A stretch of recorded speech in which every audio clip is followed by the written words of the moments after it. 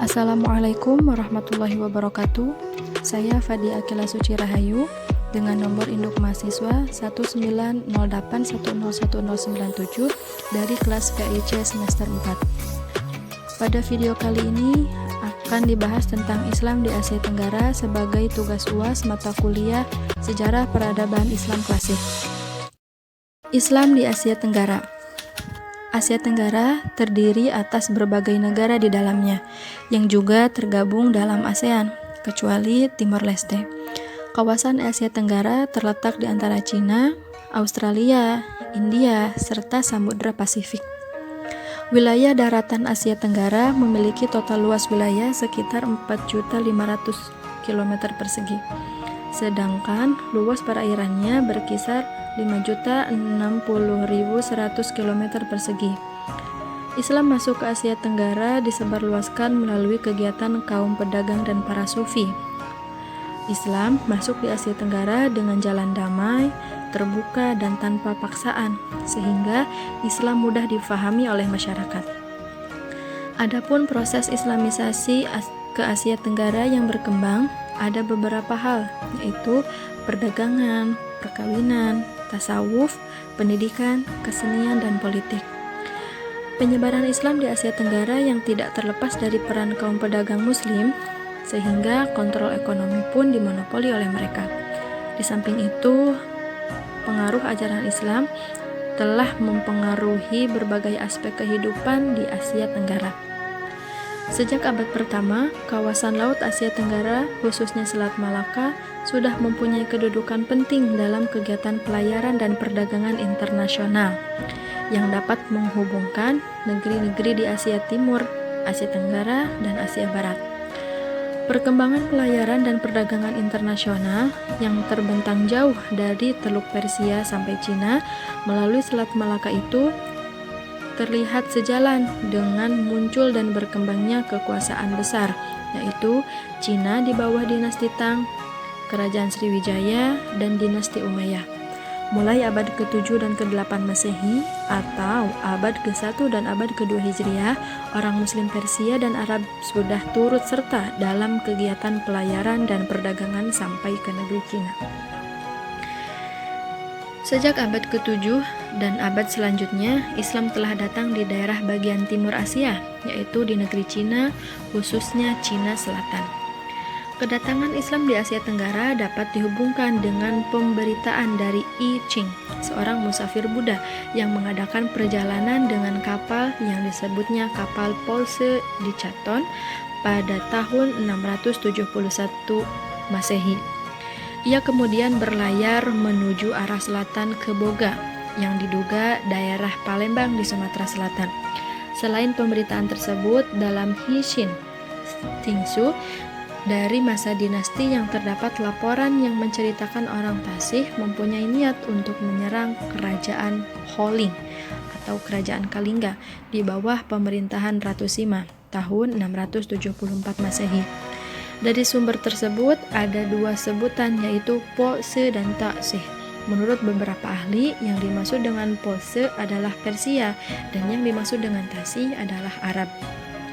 Jelas bahwa orang Persia dan Arab sudah hadir di Asia Tenggara sejak abad ke-7 dengan membawa ajaran Islam. Terdapat perbedaan pendapat di kalangan ahli sejarah tentang tempat orang Tasih. Ada yang menyebut bahwa mereka berada di pesisir barat Sumatera atau di Palembang. Ada pula yang memperkirakannya di Kuala Barang di daerah Terengganu. Terlepas dari perbedaan pendapat tersebut, jelas bahwa tempat tersebut berada di bagian barat Asia Tenggara. Juga ada pemberitaan Cina sekitar tahun 758 Masehi dari Hikayat Dinasti Tang yang melaporkan bahwa peristiwa pemberontakan yang dilakukan oleh orang Tasih dan Pose. Mereka merusak dan membakar kota Canton atau Guangzhou untuk membantu kaum petani melawan pemerintahan Kaisar Hisung pada tahun 878 sampai tahun 899 Masehi. Setelah melakukan perusakan dan pembakaran kota Canton itu, orang Tasih dan Pose menyingkir dengan kapal. Mereka ke Kedah dan Palembang untuk meminta perlindungan dari kerajaan Sriwijaya.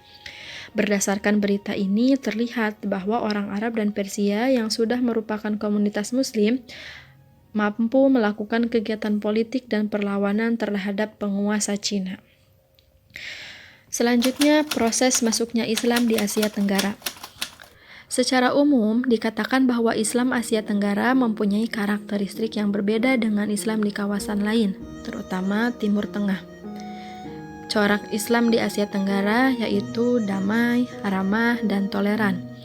Penyebaran Islam di kawasan ini bukan melalui ekspansi pembebasan wilayah yang hampir selalu melibatkan kekuatan perang. Konsekuensinya, Islam yang ada di Asia Tenggara adalah Islam yang lunak atau akomodatif. Tentunya termasuk dalam kepercayaan, praktek keagamaan, dan tradisi setempat yang akhirnya terbawa sampai pada penerimaan masalah ideologi negara. Islam masuk ke Asia Tenggara disebarluaskan melalui kegiatan kaum pedagang dan para sufi. Hal ini berbeda dengan daerah Islam di dunia lainnya yang disebarluaskan melalui penaklukan Arab dan Turki. Islam masuk di Asia Tenggara dengan jalan damai, terbuka, dan tanpa paksaan, sehingga Islam sangat mudah diterima oleh masyarakat Asia Tenggara. Mengenai kedatangan Islam di negara-negara yang ada di Asia Tenggara, hampir semuanya didahului oleh interaksi antara masyarakat di wilayah kepulauan dengan para pedagang Arab, India, Cina, Gujarat, Iran, Yaman, dan Arabia. Pada abad ke-5 sebelum Masehi, Kepulauan Melayu telah menjadi tempat persinggahan para pedagang yang berlayar ke Cina, dan mereka telah menjalin hubungan dengan masyarakat sekitar pesisir. Kondisi semacam inilah yang dimanfaatkan para pedagang Muslim yang singgah untuk menyebarluaskan Islam pada warga sekitar pesisir. Menurut Uka Chandra Sasmita, proses masuknya Islam ke Asia Tenggara yang berkembang ini melalui 6 jalur, yaitu yang pertama, jalur perdagangan. Kesibukan lalu lintas perdagangan pada abad ke-7 hingga abad ke-16 Masehi membuat pedagang-pedagang Muslim, terutama dari Arab, Persia, dan India, turut ambil bagian dalam perdagangan dari negeri-negeri bagian barat, tenggara, dan timur benua Asia. Saluran Islamisasi melalui perdagangan ini sangat menguntungkan karena para raja dan bangsawan turut serta dalam kegiatan perdagangan. Bahkan, mereka menjadi pemilik kapal dan saham. Mereka berhasil mendirikan masjid dan mendatangkan mullah-mullah dari luar sehingga jumlah mereka menjadi banyak. Dan karenanya, anak-anak Muslim itu menjadi orang Jawa dan kaya. Yang kedua adalah jalur perkawinan. Dari sudut ekonomi, para pedagang Muslim memiliki status sosial yang lebih baik. Kebanyakan pribumi, terutama putri-putri bangsawan, tertarik untuk menjadi istri saudagar-saudagar itu. Sebelum dikawin, mereka diislamkan terlebih dahulu. Setelah mereka mempunyai keturunan, lingkungan mereka pun semakin luas. Akhirnya timbullah kampung-kampung serta daerah-daerah dan kerajaan Muslim. Yang ketiga adalah jalur tasawuf. Bentuk Islam yang diajarkan kepada penduduk pribumi mempunyai persamaan dengan alam pikiran mereka yang sebelumnya menganut agama Hindu, sehingga agama baru itu mudah dimengerti dan diterima. Di antara ahli-ahli tasawuf yang memberikan ajaran yang mengandung persamaan dengan alam pikiran Indonesia, pra-Islam itu adalah Hamzah Fansuri di Aceh, Syekh Lemah Abang, dan Sunan Panggung di Jawa. Ajaran mistik seperti ini masih dikembangkan di abad ke-19 Masehi, bahkan hingga abad ke-20 Masehi ini. Yang keempat adalah jalur pendidikan. Islamisasi juga dilakukan melalui pendidikan, baik pesantren maupun pondok yang diselenggarakan oleh guru, kiai, dan para ulama.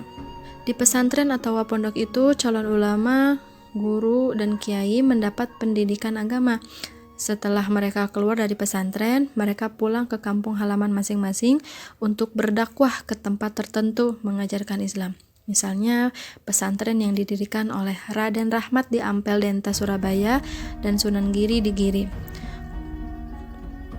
Keluaran pesantren ini banyak yang diundang ke Maluku untuk mengajarkan agama Islam.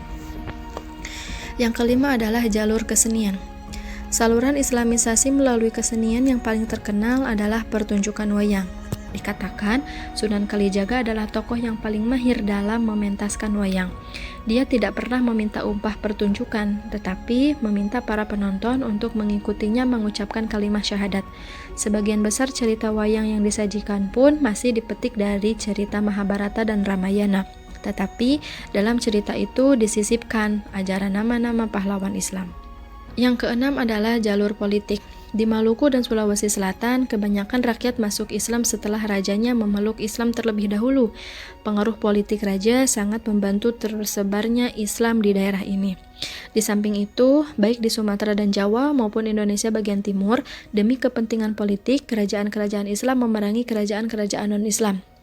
Kemenangan kerajaan Islam ini secara politis banyak menarik penduduk kerajaan bukan Islam untuk masuk Islam. Masa raja-raja Islam di Asia Tenggara. Yang pertama, kerajaan Islam di wilayah Sumatera. Ada Samudra Pasai. Agama Islam yang semakin berkembang mampu mendirikan kerajaan Islam di Samudra Pasai pada tahun 1292 Masehi di bawah seorang Raja Al-Malikus Saleh. Kerajaan Islam Samudra Pasai ada pengaruh dari kerajaan Mamalik di Mesir. Persamaan dan gelar yang dipakai tidak jauh berbeda dengan gelar yang dipakai di Mesir. Gelar Al-Malikus Saleh dan Al-Malikus Zohir, raja pertama dan kedua Pasai, sama dengan gelar yang dipakai oleh Raja Mamalik Mesir. Kerajaan Pasai mengalami perkembangan pesat di masa pemerintahan Al-Malikus Zohir II tahun 1326 sampai 1348 Masehi. Yang kedua ada Kerajaan Aceh. Ketika kerajaan Malaka pada masa pemerintahan Mahmud Syah dipukul Portugis, Raja Ibrahim yang bergelar Sultan Ali Mughad Syah berhasil menyatukan seluruh daerah Aceh pada tahun 1507 Masehi. Yang kedua, kerajaan Islam di wilayah Jawa. Di Jawa, agama Islam mengalami perkembangan pesat di masa kemunduran kerajaan Majapahit. Penyebarannya dilakukan oleh para wali yang tergabung dalam anggota Wali Sembilan, yaitu Maulana Malik Ibrahim, Sunan Ampel, Sunan Bonang, Sunan Giri, Sunan Derajat, Sunan Kalijaga, Sunan Kudus, Sunan Muria, dan Sunan Gunung Jati. Selanjutnya ada Kerajaan Demak kurang lebih pada tahun 1500 sampai 1550 Masehi. Kerajaan Islam Banten, Kerajaan Pajang, dan Kerajaan Cirebon. Kemudian kerajaan Islam di wilayah lain.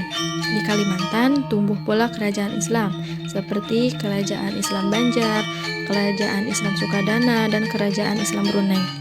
Sedangkan untuk kerajaan Islam di wilayah Sulawesi ada Kerajaan Islam Bugis atau Bone dan Kerajaan Islam di Gorontalo.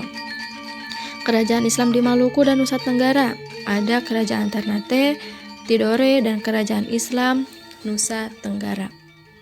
Sekian yang dapat saya sampaikan.